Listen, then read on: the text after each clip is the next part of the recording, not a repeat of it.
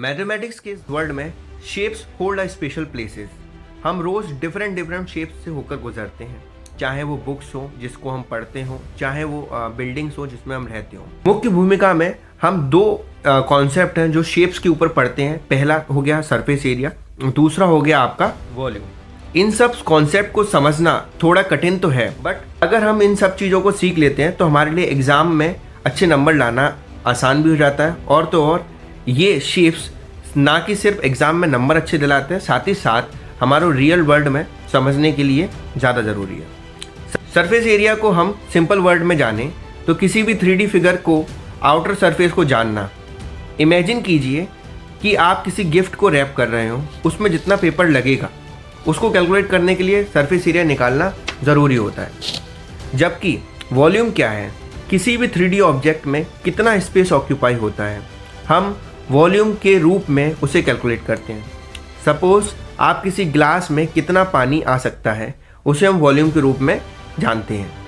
तो conclusion of the story is that surface area of the 3D objects deal with the exterior and the volumes deal with the interior. अगर आप इन concept में mastering करते हैं तो आने वाले समय में भी जो भी कॉम्प्लेक्स प्रॉब्लम है related to the 3D geometry and the 3D areas and the volume, वो आपके लिए आसान हो जाएगी। आने वाले सेशंस में हम कॉन्सेप्ट को डिटेल में देख रहे होंगे। तो चलो शुरू करते हैं और चलते हैं इस जर्नी पर जो कि सरफेस एरिया और वॉल्यूम के कॉन्सेप्ट को डिसाइफर करेगी। हम सबसे पहले सरफेस एरिया को देखते हैं। इमेजिन कीजिए हम एक बॉक्स पेंट करते हैं, तो जिस एरिया को हम पेंट कर रहे हैं वो रिप्रेजेंट करता है उसका सरफेस एरिया। तो डिफरेंट शेप्स का डिफरेंट फॉर्मूले होते हैं तो उसके सरफेस एरिया निकालने के लिए। जैसे कि एक क्यूब को देखें जिसके कि 6 इक्वल फेसेस से स्क्वायर शेप से मिलके बना होता है, उसका सरफेस एरिया यानी कि उसका एक सरफेस जो होता है 6 times the area of one face. Hence it's get calculated through a mathematical formula that is 6 square stand of side of square. हम एक बॉल को देखते हैं जो कि स्फीयर की शेप की है, क्यूब से बिल्कुल विपरीत है। क्यूब में स्क्वायर फेसेस होते हैं बट स्फीयर्स में नहीं। सो अगर हम स्फीयर का सरफेस एरिया कैलकुलेट करना चाहते हैं तो उसके लिए एक मैथमेटिकल फॉर्मूला लगता है दैट इज 4πr स्क्वायर, और r क्या होता है, रेडियस ऑफ द स्फीयर। अगर हम किसी कैन को देखें तो कैन को देखते समय वो शेप हमको सिलेंड्रिकल शेप जो होती है उसकी उससे रिजेम्बलेंस देता है। उसके दोनों एंड क्या है, सर्कल शेप के हैं। अगर हमें सरफेस एरिया निकालना है इसका तो क्या होता है, 2πr r plus r bracket में included both side also. r is the base radius and h is the height of the cylinder. ये फॉर्मूले एक टूल की तरह काम करते हैं जिससे सरफेस एरिया निकालने के लिए या उसमें बहुत आसानी होती है। चलो हम डीप डाइव करते हैं वॉल्यूम के कॉन्सेप्ट पे।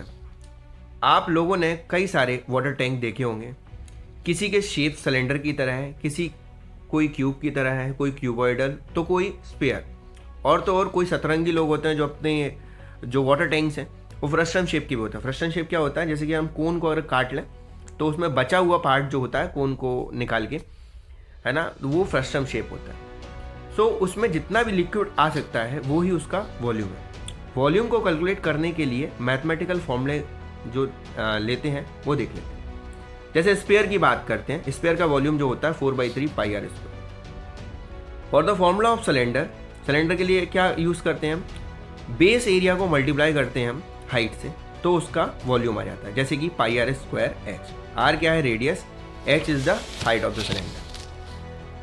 सरफेस एरिया वॉल्यूम सिर्फ मैथ का कॉन्सेप्ट ही नहीं बल्कि रियल वर्ल्ड में यूज होने वाली चीज़ भी है। आप इमेजिन कीजिए आप वॉल पेंट कर रहे हैं किसी भी रूम की और आपको आइडेंटिफाई करना है कि उसमें कितना पेंट लगने वाला है, तो आप वहाँ का सरफेस एरिया निकाल लीजिए। आपके लिए वो बहुत आसान हो जाएगा कि उसमें कितना पेंट यूज़ होगा।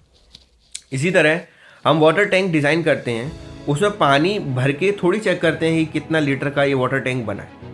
सो अगर हम उसका वॉल्यूम निकाल लें, उसके जो रिस्पेक्टिव मेजरमेंट्स हैं, तो हमको एग्जैक्ट पता लग जाएगा उसमें कितना पानी आ सकता है ना, ईजी हो जाता है।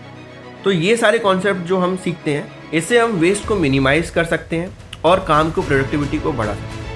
तो कई जगह हमें सरफेस एरिया और वॉल्यूम निकालने की ज़रूरत पड़ती है, जैसे construction field, petroleum field, medicine field and many more. इससे हमारा काम आसान होता है और तो और टाइम और पैसे की हानि से भी रुकती है। तो आने वाले सेशंस में हम वॉल्यूम सरफेस एरिया की या सरफेस एरिया वॉल्यूम के हाईली जो कॉन्सेप्ट्स हैं और क्वेश्चंस हैं उसको हम कवर कर रहे होंगे।